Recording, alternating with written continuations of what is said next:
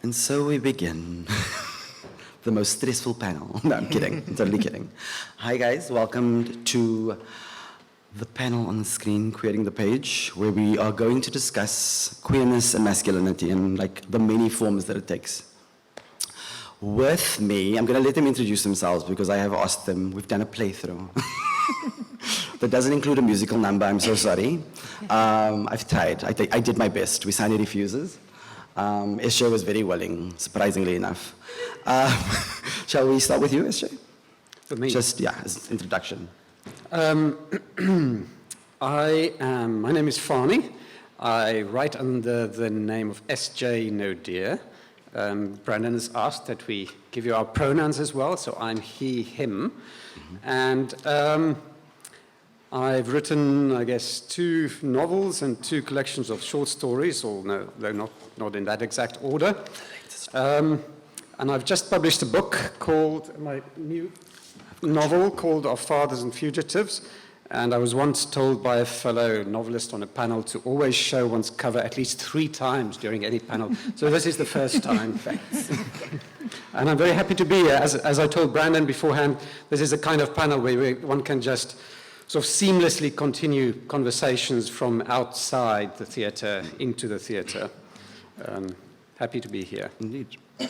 Hi, I'm Pieter Odendaal. This is my book. Und Art is my second poetry collection. I write in Afrikaans, also playwright, translator, editor, and yes, go other pronouns, he, him. Hi everyone, my name is Wisani Mushwana, and I am the author of Soft Landing. My pronouns are he, him. Okay. What else can I say? Why do you look confused and look at me? Like what else you want me to say so that I can add on top? Should we break down what pronouns are? No. The ABCs of gender identity. No. This is not that panel. I thought that we'd just start off kind of generically talking to each other about just gender identity and kind of gender performance and what masculinity looks like in relation to your queerness. Like I told you earlier on, I feel incredibly masculine sitting here in my lovely flowing dress, my high socks and my boots.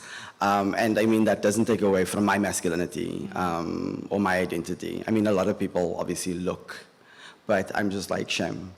And so, so I just thought we can start off there and then we can kind of just keep running with it. What does your masculinity look like in relation to your queerness? How does it affect each other? You're looking at me. You're looking at me. If you want to start this, you're more than welcome to start I this. can go. It's quite a difficult topic for me, masculinity. I find it hard to define it, right? Especially because of the traditional definition of what masculinity is, right? Yeah. And so in my head, I'm always complicating it. I guess I look masculine. I act masculine because of socialization, and I've never stepped outside of that. Okay. Yeah, and society dictates that you know, binaries, they the binaries, they really want you to conform. And so I've never kind of stepped outside of the traditional definitions of masculinity. But also because of what but I also struggle with masculinity in a sense, because of what it carries, you know, the connotations, you know, in practicing manhood and being masculine, you kind of at the same time you are contributing to inequality in a sense. You I like that phrase. No, you are. I am a humble audience member. No, you are. And so I kind of struggle with the subject most of the time, right? Especially the traditional definition of masculinity. Yeah. Okay. Pieter? Well, yeah, it's like it's a difficult thing. I mean, I'm thinking of like events growing up, So when I was 6, I told my parents, look, I want to do gymnastics. You know, that's my thing. I mean, the queerest sport there is. And I just loved it. And I mean, eventually I stopped doing it precisely because of the bullying from the other boys and the kind of ways in which I didn't fit into their boxes. And I think later on, especially in school, you know, there was this sense of a expected masculinity that was being imposed, and if you didn't conform to that, then you know you would be on the periphery. And then later on in high school, it became a kind of act of defiance for me as well. I think like you know I would perform very effeminate characters on stage in front of the whole school, you know, and just revel in that othering in a way. Yes, and then the other, just a little story that came to mind. I recently moved to Potchefstroom. The shade in that one clip. Someone knows. So I moved there, and it's the first day, and I'm going to get my little staff card at the university. And I get there, and the tannie looks at me, and she looks at my card, and she looks at me, and she's like, "Jy's nie Afrikaans nie, is jy?" You know, and I wanted to say, and I'm sorry I didn't, but I wanted to reply, "Nee, ek is net 'n moffie tannie." You know, like that's what you are seeing. That's the energy that you're getting. So yes, I guess kind of often in social situations, I have a tendency to try and perform against this expected idea of masculinity. Yes. Love that. Yes, I'm not sure I have... Well, the only anecdote I might have to tell is that perhaps the only incident I can recall when I perhaps deviated from, you know, the sort of category that one has to state these days in terms of your gender identity being the fact that I'm a cisgendered male. I remember when I was possibly 12 or so, and I was sitting in my parents' lounge on a brown velvet sofa. This is probably 1982 or so, and I noticed my sister's suede, sort of grey beige suede high-heeled sandals lying there, and I thought I might try them on. Yeah. And I did, and needless to say, as it happens with these things, my mother walked in at that very moment, and you know was quite unsettled and told me that, you know, boys don't do this. And I just quickly took them off. And I've never tried any of that again. I never had the urge, really, to try to, I guess, decorate myself in any sort of clothing that was not in accordance with my sort of cisgendered identity. So, but I'm very much in favor of, you know, a world where there's a whole range of, a very, very broad range of gendered identities, and I think it's my own interest at the moment in this is particularly, you know, well, perhaps because of the fact that I'm a father myself of a 5-year-old son, particularly how old-fashioned kinds of South African masculinities play out in fatherhood. You know, the idea of masculinity that might have to do something to do with the exercise of power and authoritarian approaches and physical prowess and even the capacity for violence, that sort of thing. And so the kind of alternative masculinity in that context, you know, how one could parent a son that I'm interested in would be something along the lines of a masculinity that has to do with closeness and tenderness and you know, instead of teaching one's son to kick a ball would be teaching them to have certain ethical instincts, broadening their empathy, teaching them how to be a good friend, how to be a good partner to someone. And I think if that kind of alternative notion, those alternative notions of masculinity could become sort of entrenched, then I think we would live in an entirely different country. No, absolutely. I think I had a conversation with somebody yesterday about the fact that, like, the the cool thing about being a male is the fact that like you've got less stress about walking. Like you don't even think twice usually about like going to walk in a certain space or going somewhere. But there's also a level of privilege that comes to being masculine presenting. Instead of like where if I decide to wear a dress, I'm way more vulnerable than if I just decide to go out in jeans. And so you have that kind of almost the fight with yourself about like, cool, am I donning the dress because it's making a statement? Am I donning the dress because it's what I want? Am I donning the dress because I'm trying to support a friend of mine? And so like you have to kind of have the conversation with yourself constantly about whether your, let's say, gender performance is indicative of your gender or your sexual identity, and also whether that then is almost taking agency or taking somebody else's power away from them in a certain kind of space. Let's go into let's talk about repression.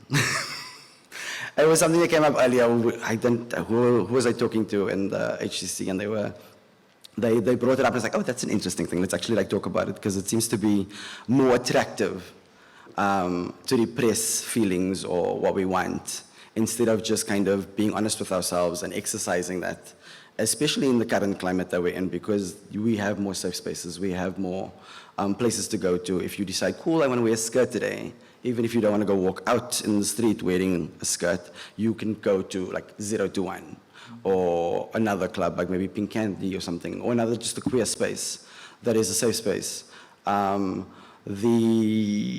The issue almost becomes like, where are we going with this repression? Like what is, like why is it so attractive to us to just like keep repressing? And then you get things like social media, where we chase men who are repressed because they are masculine presenting and they only chase masculine men. And instead of being open to things, not even to talk about like races, let's unpack that. How do we feel about repression? How do we feel about the attractiveness of repression? Yes, Peter, I'm looking at you. I mean, it's just interesting because, look, I grew up in Bloemfontein, which is like in the same WhatsApp group as Potchefstroom, I think. ABC. Yes. and so like, it was just weird because I really needed to escape Bloemfontein because of, you know, growing up in spaces where I did not feel welcome and didn't feel comfortable to just express myself in the way I wanted to. And then, you know, along the way, living in different spaces, also in Cape Town, I did find those safe spaces that you speak about, where I could feel completely comfortable. But now being back in Potch, it's strange because there are no queer clubs. There aren't, especially after COVID, you know, there haven't been queer events again. So I found myself very much again on the periphery. And it's like, you know, it's a conservative space. There's like a lot of repressive Christianity lingering in the lecture halls. So yes, I don't know. That doesn't really answer your question, but I just wanted to say It's a conversation. Potch is intense. Don't go to Potch, guys. Don't go to Potch. Repression. Personally, or in terms of the work, it can be both. Can be both. Personally, I don't know. Okay, let me start with the work first. I think a lot of people, you know, repress their. I think they repress a lot of themselves because, you know, for safety reasons, right? Okay. As you were saying. That's great. If they were to, for example, one day get up and just wear something that is, you know, a man wearing something that is very flamboyant and, say, a dress or anything that's quite flamboyant, they must prepare themselves for the backlash, right, when they go out there, right? And so I think a lot of repression takes place because of that, right, of external factors. So for safety reason. But it's also interesting because I'm thinking about, for example, in my novel, I talk about Grindr a lot, right? And this, my main character goes to Grindr and they meet other people there, right? But also in Grindr, there's this thing where they say, no firms, no fats, no yeah, no agents. fares, yeah, right. And so that is, I feel like that also plays into it, right? If you're a queer man and you use Grindr, then you get that, and then you're like, oh, so this is what other queer men don't want, and so I kind of have to repress all of it in order to kind of fit in and engage with them, and in order to be attractive. Yeah, and have hookups, because that's what you're there for. So if you repress, then you have better chances of actually securing a hookup. So I guess, I think it's that. Yeah. Yes, I think, we obviously live in a country and a society which has all these parallel communities and has sort of devastating levels of inequality, and being queer in those different worlds that hardly intersect have very different meaning, I think. And repression is essential probably in some of those spaces. I think if you're, if there's an intersectionality of if you're black and you're poor and you're queer, then your life is extremely difficult in this country. It might be de rigueur to walk around in a dress in Kloof Street, and it's lovely and fine and feels free and open. But that is certainly not, the case everywhere. From my own personal experience, as I say, my husband and I are queer men with a child, and which is also something that is, a position that is inherently quite political or quite oppositional in a sense. You instantly inserted, your child goes to a school in South Africa and in the Western Cape, you're inserted into the heart of nuclear families, mostly white nuclear families, it being the Western Cape, as a gay couple with two men with a child. In the interest of your child, you also don't, this is not so much about gender identity, gender expression or expression of gender identity, but also just being expression of your queer identity, of being gay. But of course, in the interest of your child, not to burden him with too much, you don't want to constantly be the sort of a queer activist parent either. And so there are levels, and South Africa being what it is, the fact that equality and gay rights didn't really arise so much out of it, and development in social consensus values as happened in Europe. Laws develop after social consensus has developed or has moved in a certain direction.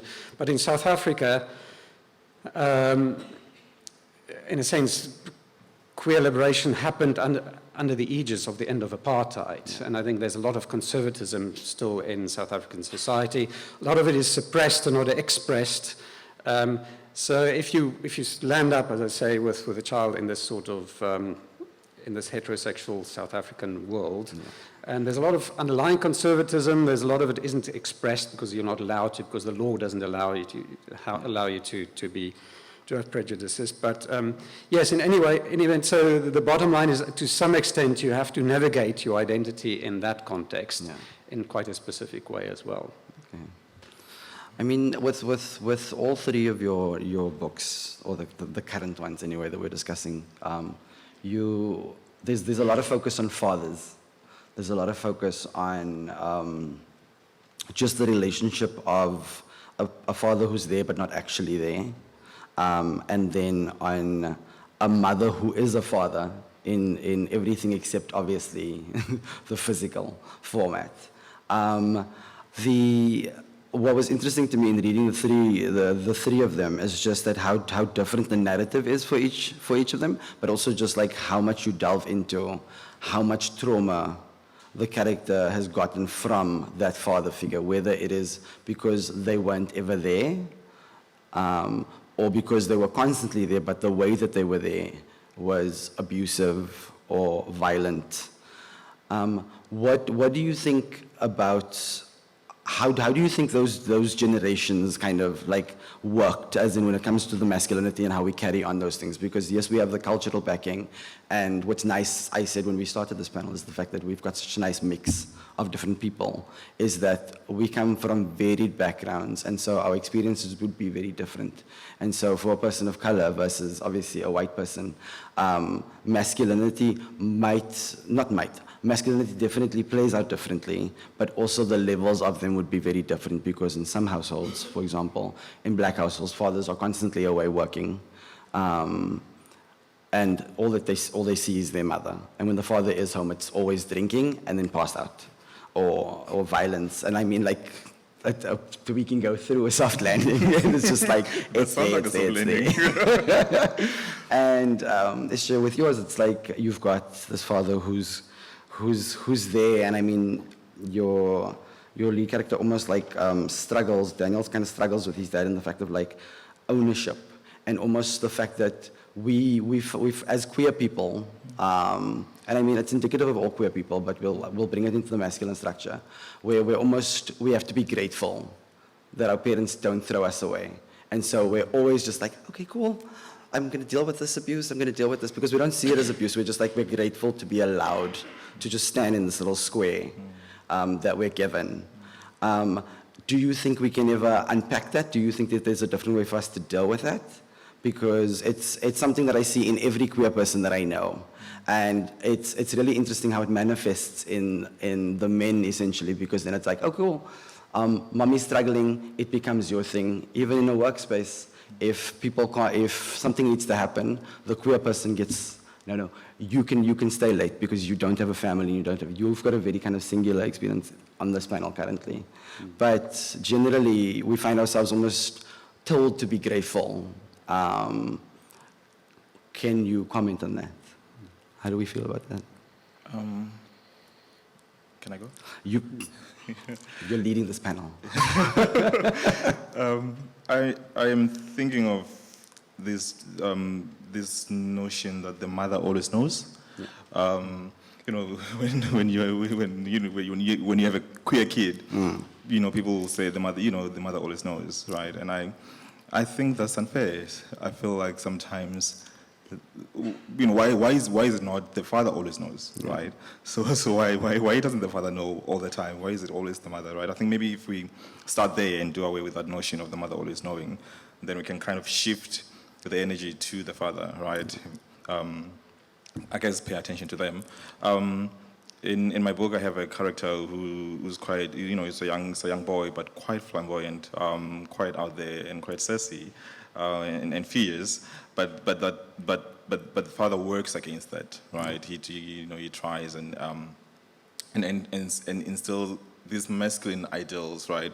Firstly, he sits with the boy to watch soccer, and gives him chores that are quite masculine, like having to cut the grass, and tries and make sure that this boy doesn't do like household chores that are quite you know, that people assume are reserved for women, like cleaning and doing dishes, and things like that. So I think in shifting that energy to the fathers, I think then we can start having a conversation with the fathers, right? I don't know. I think maybe that's a great place to start. Okay. For me, I mean, I think generally there's this, I can just speak for myself. I had a lot of anxiety about my father, you know, growing up, and a lot of my attempts to not be queer growing up, right, had to do with what I assumed he wanted me to be. To just try and play rugby, once again, you know, even though it's very clear that I do not have an aptitude for it, but I'm there. And it was weird because when you said like this thing of like mothers always know, you know, eventually when I did come out to my parents in my early 20s, my mom was flabbergasted. But my father told me, actually, Yeah. I knew. Yeah. And immediately accepted me and made it clear to me that, he loves me as I am. And I was just wondering how might my youth have played out differently if there had been that kind of conversation with him earlier, or if it had come from him in a way, because so much of that illusion of his expectations, pushed me forward away from myself. Yeah. So yeah, that was interesting. Another thing I just wanted to add is, in my case, what was unexpected to me is how readily my parents accepted my queerness and how easily my siblings pushed me away. Okay. That's kind of what my narrative was. They got involved with charismatic churches and so on, and until today we haven't repaired our relationship. And like they were not at my wedding, but my mother and father were, So that's just interesting to me. I don't know if that's something that other people in the audience have experienced, but it's like an unexpected acceptance from the older generation, and then kind of our peers that just cannot accept it. Yeah. Because if it's outside, it's outside. It's not Yeah. in my family. Yeah. And it's easier to then just limit my access. This is what I'm doing. And I mean, your parents, good for them. I know, right? Good for them. Yeah. But I mean, it was just weird. Like my brother, when I said, look, you're invited, please come. And the moment they saw the engagement ring, it was like a big thing and so on. And then when I invited them, they said, we love you so much. With your sins and all. So much, but we can't approve your lifestyle. Yeah. And please also, don't talk to our children about it. We will talk to them in our own time and inform them before they can be contaminated by your ideas about the sinful life that you are living. Queer content. But we love you, and we should definitely get together over Christmas and blah blah blah. So, yeah, that also weird. That split that some people seem to have. They think that you should be okay with them still loving you, but that they cannot accept your queer identity, or that they see it as something somehow peripheral to your art and not something that you continuously engage with and are confronted with and are challenged with as you move through spaces. Anyway. I find that very interesting, having spent a lot of time outside, many years outside of South Africa and then coming back, is the conservatism of young people in this country, and then particularly white young people. This weird strand of evangelical, this weird evangelical strand that has sort of creeped in. And then, you think, for God's sake, rather give me the old Dutch Reformed Church, rather give me old-fashioned, either Anglicanism or Calvinism. But yes, just in general, I guess most queer people have some sort of complicated family experience, unless perhaps if you grow up in Manhattan in New York and you have very progressive parents, and New York even has a high school for queer children. I've always thought that must be quite wonderful, but perhaps it isn't. I'm not sure. I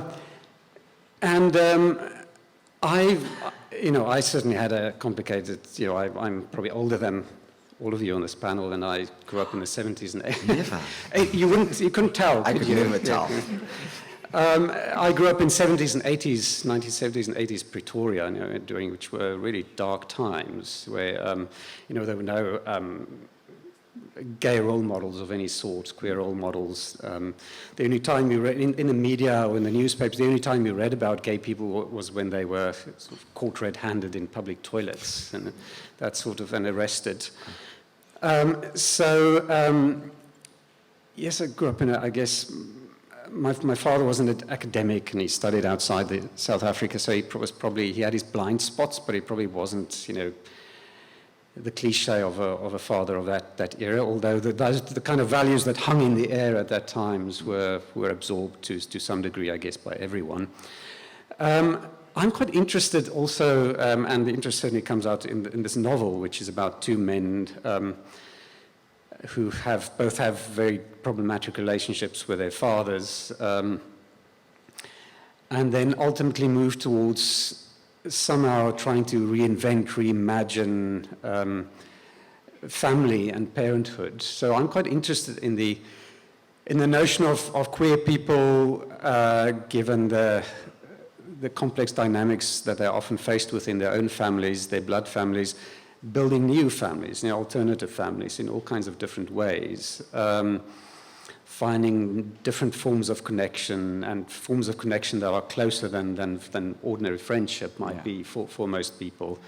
So, as I say, in large part, that's what this book is about.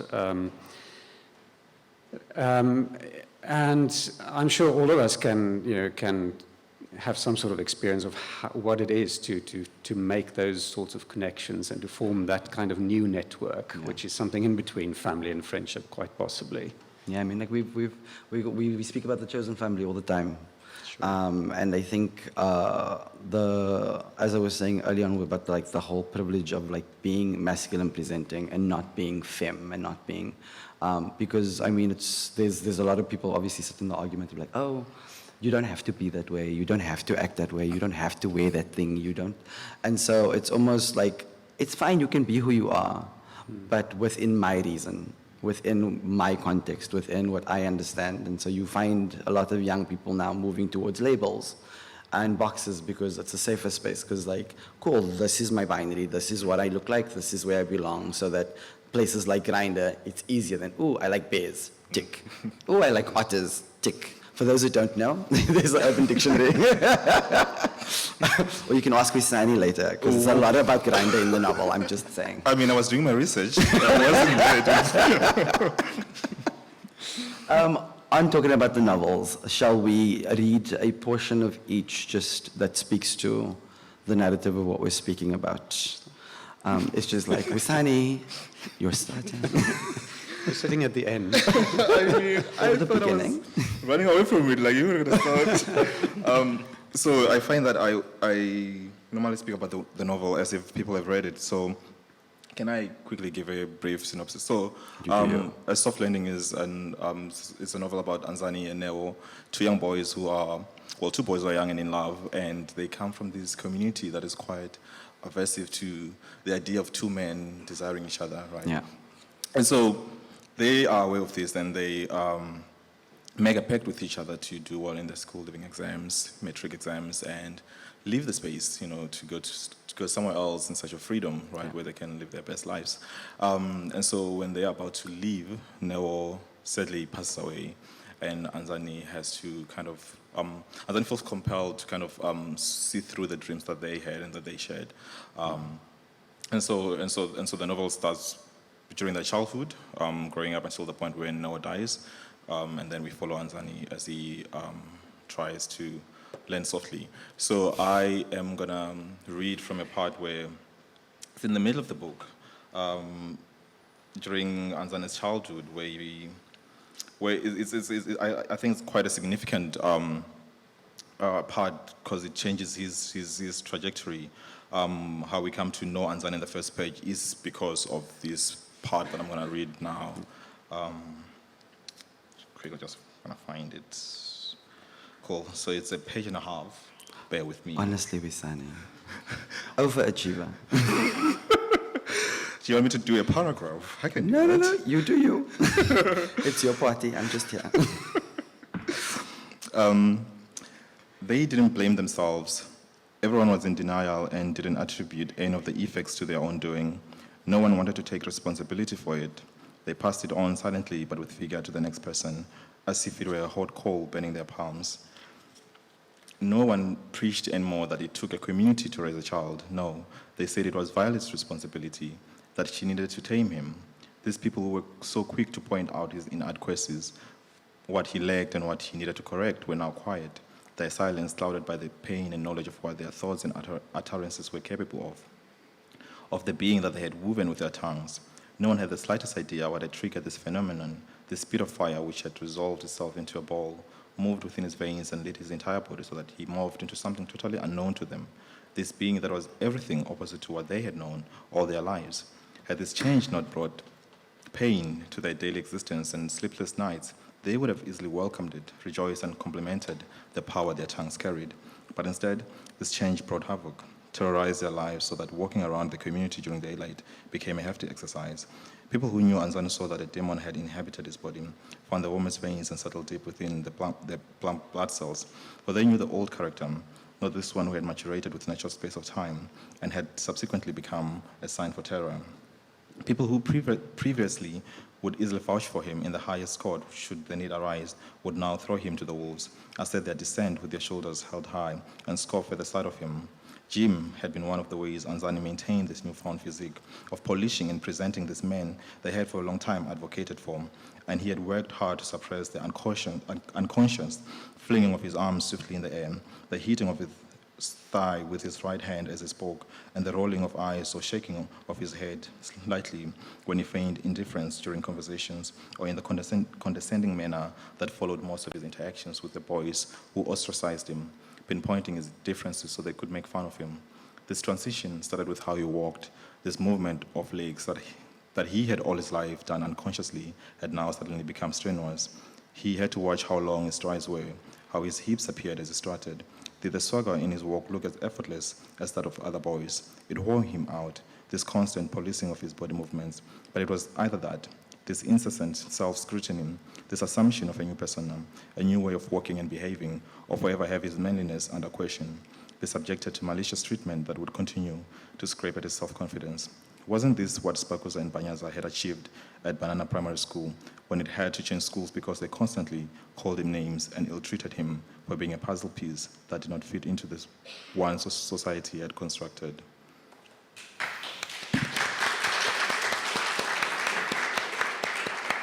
Yeah, I remember reading that part, and it really like hit home for me, like all that like self-policing of body movement and presenting yourself. All that in trauma space. in one body. Yeah. Demons. What about demons? We're not talking about you, Peter. Okay, cool. So I'll read two poems. The one is called Escape eThekwini. It's a queer club in eThekwini that my uncle used to run. Vertoe my. Vroegmôre lê Stompie soos abandoned soene op die dek. Die staaf, my oom en sy lover, snork in die kantoor na 4 uur closing. Misreën blink aan die reëling se lippe in die oggendson wat meestal nie vir ons skyn nie. Hoeveel queers is gisterand alleen hier weg om eers hul accessories af te knip voor hulle kon terugsluip in die huis, om dou voor dag nog sterre teen die dak te tel, op soek na 'n bewoonbare planeet. Soms sien ek iemand vanaand hier, môre kry ek 'n WhatsApp, so and so hang themselves, sê my oom tussen slikke flying fish. Later, jou grove palms, oneindige glimlag, ons hyg in die darkroom, tas na iets wat heilig is, iets wat ons sal red, my warm kloppende held. Vanaand drink ons body shots, ons bloedbelope oë sien wyd, ons heupe ruis vol warrelwind, ons lippe staan framboos getuid vir 'n mond of sigaret. Môre hoes ons die dag wakker, maar ons harte onthou immer die beat waar ons die manke weg kan sweet. Die woofer doof byna ons twyfel uit. Ons tuimel deur die versplinterde hande van vreemdelinge wat ons net so min liefhet as onsself.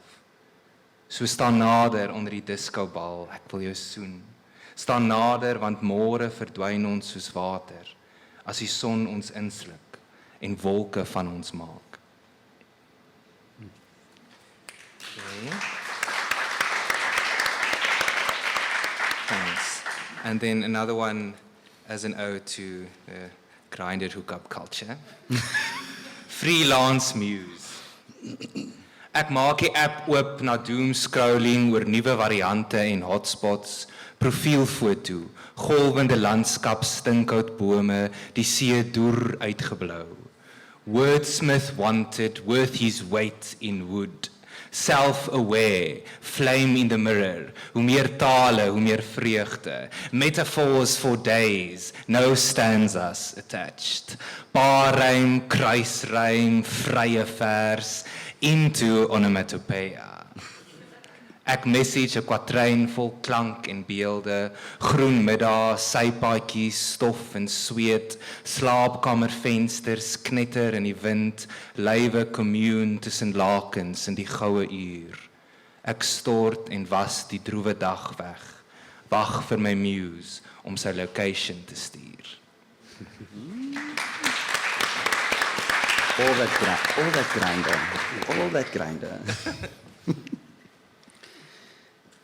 So I've read this piece before, so apologies to those who might have heard it. On Monday, shortly after lunch, bread and fruit, which his father hardly touched, they take another walk in the heat, hanging motionless over the city bowl. They stop for coffee as usual. When they're seated, facing each other, his father grows apologetic, as if feeling compelled to initiate a modicum of interaction. I'm sorry I'm such bad company, he says. I really don't want to be a burden to my children in my old age. It's nothing, Daniel hears himself say, and it's no burden. All that's important is that we're here together. In fact, he wants to get up and walk away, abandon his father here. Not go back to the flat, but take a shortcut up Signal Hill, past Lion's Head, up Table Mountain, as far as he can go, without looking back once at the lone figure seated down there at the table for two. Without planning to do so, he starts telling his father about one of his exes in London. Even though his father still recognizes his children, there's hardly a trace of memory left. Admittedly, what his father would previously have known about Daniel doesn't amount to much. There was very little information there to shrivel away with the cerebral tissue. For at least a dozen years, they've never discussed a single aspect of each other's personal lives. His father would have known that Daniel was commuting at irregular intervals between London and Cape Town, that he sometimes penned bits of political and cultural journalism for British and South African newspapers, that he wrote fiction in the intervals. A peculiar pastime in the eyes of someone like his father, the investment banker, who had spent his prior working life in the world of financial power brokering. Years ago, when his father's approval still counted for something, Daniel worked as a management consultant in London. Of the shape of the life he's leading these days, his father would not have an inkling, especially not his personal life. What Daniel recounts now, he does because he knows his father will have forgotten it within an hour or two, or maybe a minute or two, and perhaps also to break the silence. It's a fragment of the story of an old relationship. I must tell you about Eamon, Dad, one of my ex-lovers up there in the north, an Irishman. 4 years ago, he moved in with me in London, and about 11 months later, moved back to Dublin. His father just smiles. Daniel delves into the details of a trip he took with Eamon. Why he has selected this particular fragment, he can't say. He talks about their week in Eastern Ireland, where Eamon grew up. As he describes the Irish landscape in detail, he observes his father's frozen smile and blurred eyes. Then he describes his and Eamon's mornings in a pokey guest house, adorned with Irish kitsch for the streams of American tourists traveling there to find their roots. He looks straight at his father while expanding on the almost unbearable delight he and Eamon took in each other's bodies in the mornings, there amidst shamrocks and grinning green leprechauns, while the sun rose over the Irish Sea. Daniel stops talking, tries to read his father's eyes. He wants to retrieve a scene from his childhood, one of him and his father together, just the two of them. Father and son kicking a ball, son on father's shoulders in a swimming pool, laughter and play wrestling on a lawn at dusk, but the gaze is empty. All Daniel's mind's eye can come up with, whether he's conjuring or remembering it is unclear, is a snapshot of his father and him somewhere on a wintry beach, perhaps in Cape Town, perhaps on a European trip. Both of them silent in the wind, Daniel intently watching his dad, the father putting his hands in his pockets, the son instantly copying him.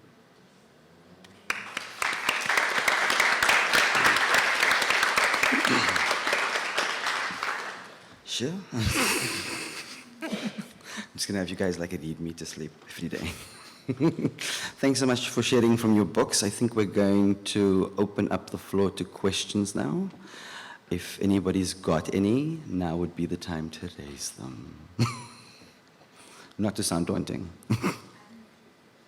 Cool. Let's just on the back first. Hello. Thank you for that conversation. Lots of interesting things. And from my view, I can see your shoes and your kicks looks very nice. So the conversation began with identity, and it kind of stayed there, really. And I was wondering, this is for all of you, in terms of, it feels or it seems like, you know, there's almost an overinvestment in identity. It's almost overburdened in a way, right? And I mean, and I suppose you could take that even outside of kind of the queer conversation, right? As South Africans, there's this almost over-reliance on identity. And I wondered if what happens to the conversation when we enter it without identity, or maybe be ambivalent about identity. I mean, maybe, you know, if we want to really stretch it and, you know, to negate identity, how would that conversation go? Do you want to answer first? That's So- a lot. Shall I try? So the subject matter that was imposed on us, I guess, for this panel, in a sense, forced one to enter the conversation on that premise. I guess my personal position, you know, identity politics, of course, I mean, I have my own doubts about identity politics. The fact is, however, that I guess in any society where identity has been a ground for discrimination and suppression historically, in formal and informal ways, people are necessarily always going to organize politically around identity. And I guess then the sort of utopian view of the world would be a world where identities, you know, a future world where one arrives when these politics have been efficient enough to end up in a world where identity simply doesn't matter, isn't relevant anymore, and the true fact, the true position of people's identities is being very complex and multidimensional. When that seems to be the prevailing view of everyone, you know, or at least of the majority of people in society, then of course then one can end up in a place where identity matters less or doesn't matter at all anymore. I guess anyone who writes knows that identity is a vastly complicated and expansive sort of thing, you know, consisting of many dimensions. But I think identity conversations, for so long as we live in a society where there are crude and discriminatory assumptions and views about certain identities, then there are going to be somewhat crude responses in terms of people politically organizing around certain aspects of their identity. So I don't think one can think it away, in my view. But I agree with you, that's not how humans work. Humans aren't just their sexual orientation or their gender or any of those things. They are complex, multidimensional, expansive beings. Does anybody else want to I don't know how we can enter the conversation without thinking about identity. I'm trying to think of how we are a society that loves structures, right? Hierarchies, classism in South Africa is rife, right? And so, you know, we always leaning on identity for support. So for me, I don't know how to start that conversation. Yeah. I think it's like you said, yeah. No, Go. Praat maar oor my, ons sal weer praat Sondag. No, what I wanted to say is it's not something that I entered into by choice. You know, I was interpolated as the queer person. And growing up, I had to, I mean, it was strange. I don't know how shared this experience is, but growing up, other people saw that I was queer before I knew that I was queer. And then that was projected onto me, and then I was forced into that position of having to negotiate myself, having to explain myself, having to create a space for myself to feel okay, to feel fine with myself. And it's a constant thing, you know, it's like you can try and move beyond the fact that you're a queer man, but then, you know, someone calls you something on the street and you are back at that space where you are forced into but this is who you are. So I think as long as you have that kind of discrimination and that othering, it's going to be difficult to move beyond somehow at least including identity in your sense of who you are and your place in the world. Yeah, I think it's also about like, I think it's about number one, a lot of kids, and obviously like they lean on identity to figure out their space in the world. But also on the other side of that, I think I had a conversation with somebody about transness, and they were saying, oh, but she's a woman now. It was a woman who'd now gone through all the surgeries and that, so now she's a woman now. Why can't she just be a woman? And I'm like, the fact that you drop the trans negates the trauma that that person has lived through.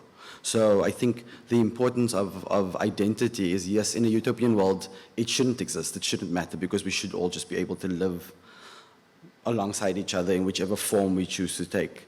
But I think in the current climate, it's a really good thing, at least for me, it's a really good thing for us to have, just purely so that we can honor other people's trauma. So we can honor other people's spaces. So we can honor, like, if somebody walks into a space with me, as like, I've got a masculine body, I can say, well, I can't just tell her that she should go take a walk, because I took a walk like 10 minutes ago. It's dark outside, I feel a lot safer because of my body, because of my appearance. And so I think with identity, there's also trauma linked to it. And so it's a way for me to honor other people in my space, if that answers your question.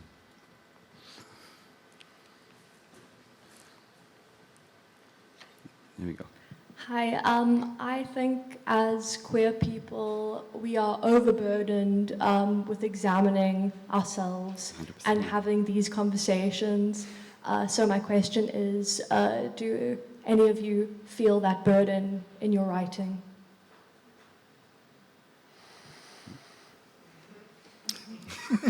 Shall I start again?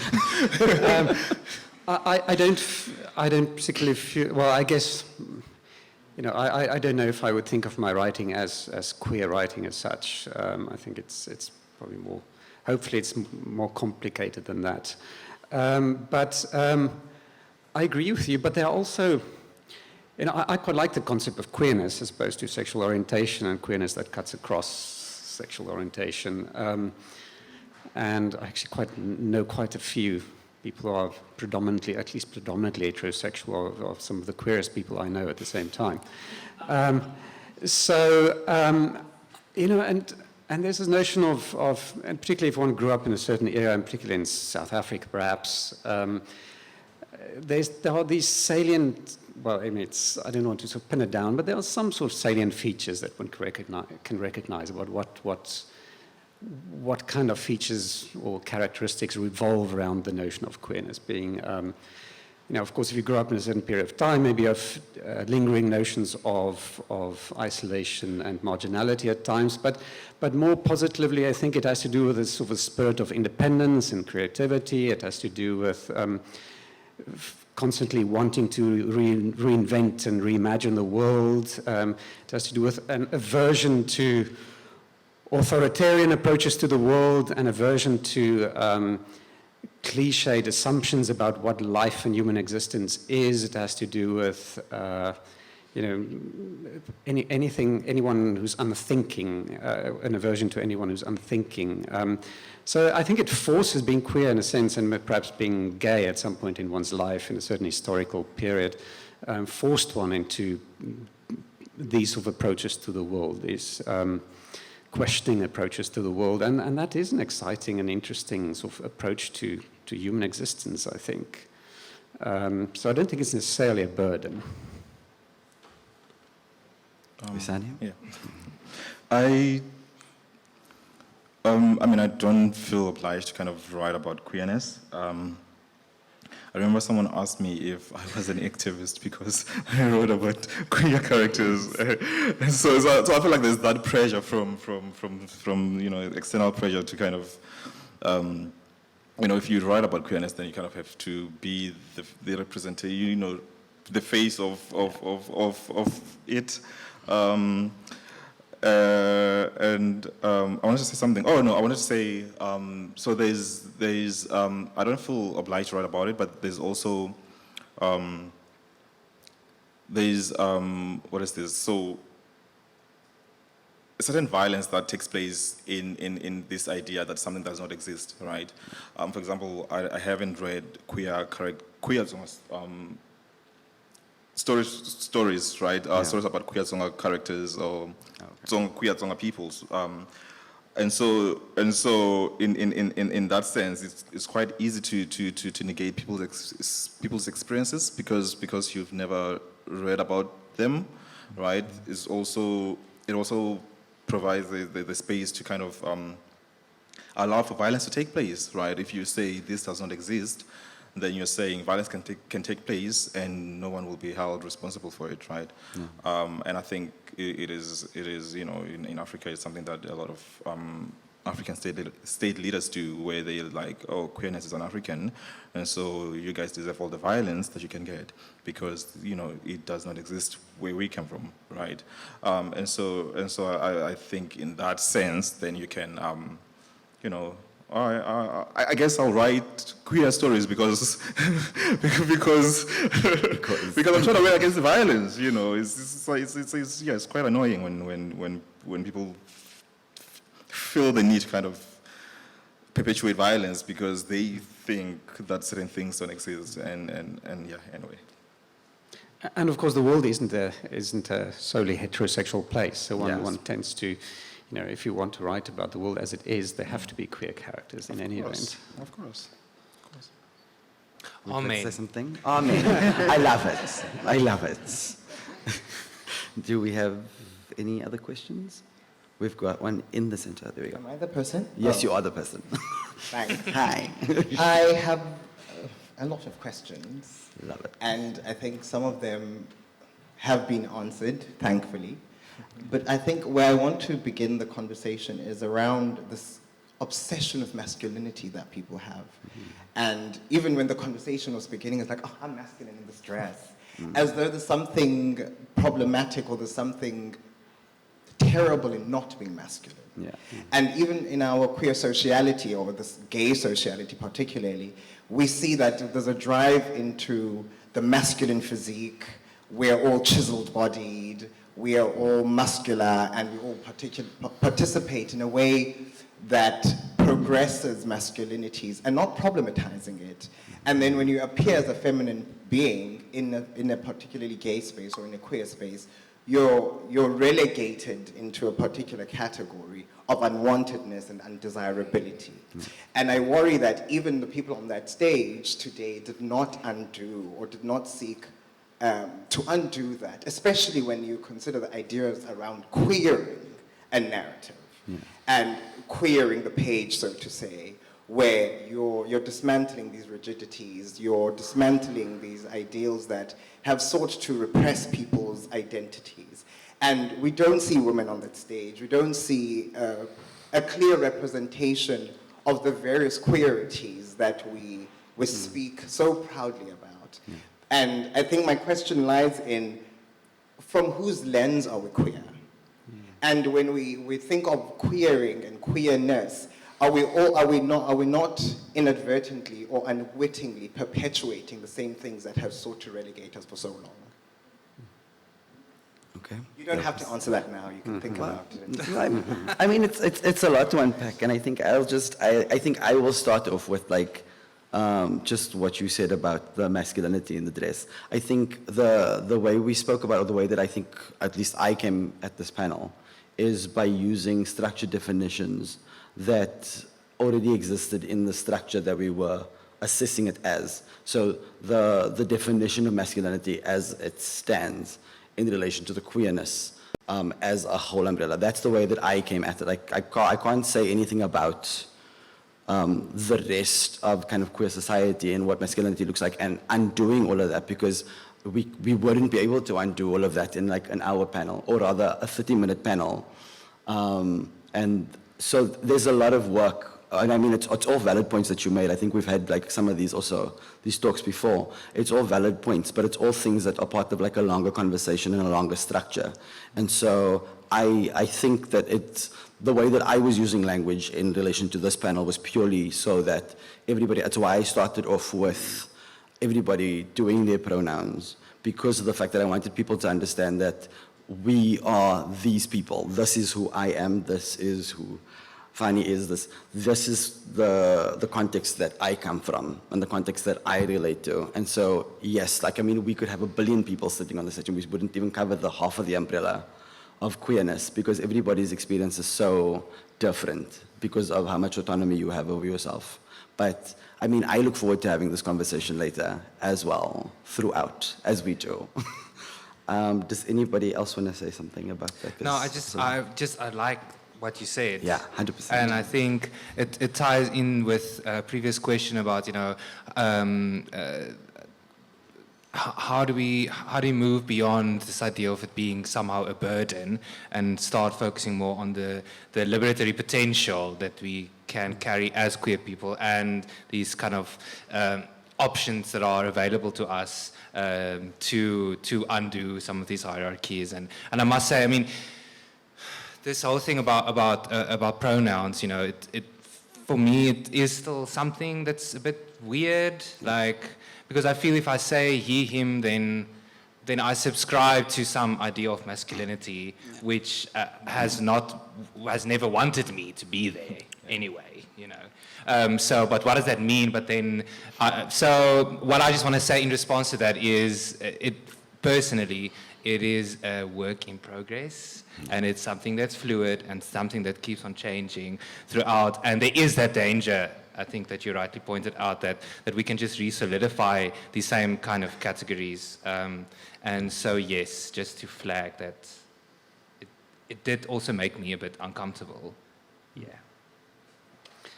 Yes, I mean, perhaps just briefly, I completely agree with you. I'm not myself so interested in masculinity. I'm more interested in the dismantling of it. And but first, before you dismantle it, you have to confront it, and it's historical and traditional content. And yes, but I mean, personally, just my own sort of life experience and a lot of the you know, something that drove me out of this country for instance, was for 16 years of my life, was the very notions of what the traditional content would be of South African masculinity. And so I'm personally also less interested in the reader definition of it than the ultimate absolute dismantling of it, and being left with some sort of continuum. We'll start that podcast. Do we have time for one more question before we close, or is everybody fine? There's a question upstairs, if that's okay, and then we'll close with that, because I think we have to move on to another session. Thank you. Thank you. Thanks, everyone, for your participation in this panel. It was really interesting. I guess my question is to Wisani, just because you specifically said that you were very deliberate in like writing against this violence and this kind of, you know, almost erasure or ignorance around queer people, specifically of Tsonga descent. And I'm from Limpopo as well, so I kind of understand that context. Do you think that, or do you feel rather that burden, for lack of a better word, limits your writing in any way, where you feel like you kind of constantly have to, you know, your writing has to serve this particular purpose? Does it stop you from venturing into other avenues that, you know, you might want to but can't? Yeah. And I mean, if anybody else can answer, I think Wisani, because he specifically said that, but obviously open to everyone else. Thank you. Of course. Thank you. Not really. I don't feel limited. I don't feel boxed in any way. I think I write about queer lives because I think I find that interesting. I find that there's a lot to speak about. And at this stage in my life, I think that is what I find interesting. And maybe later on I'll move on to writing about other things. But for now, I think it's out of interest, and it's you know, I don't feel obligated. I don't feel like I have to do it. But I do it because there's a lot to uncover. There's a lot to take apart and think through. A lot of ideas that a lot of people need to be introduced to. And so I think that's why I center queerness in my writing. So far, I've centered queerness in my writing. I hope that answers the question. Anyone else? Does anybody else want to weigh in before we close? Cool. Thank you guys for joining us. Please go out and buy these amazing books so that these people can actually come and sign it for you while they are here. Thank you guys for joining me on this panel. Thank you very much. Enjoy the festival.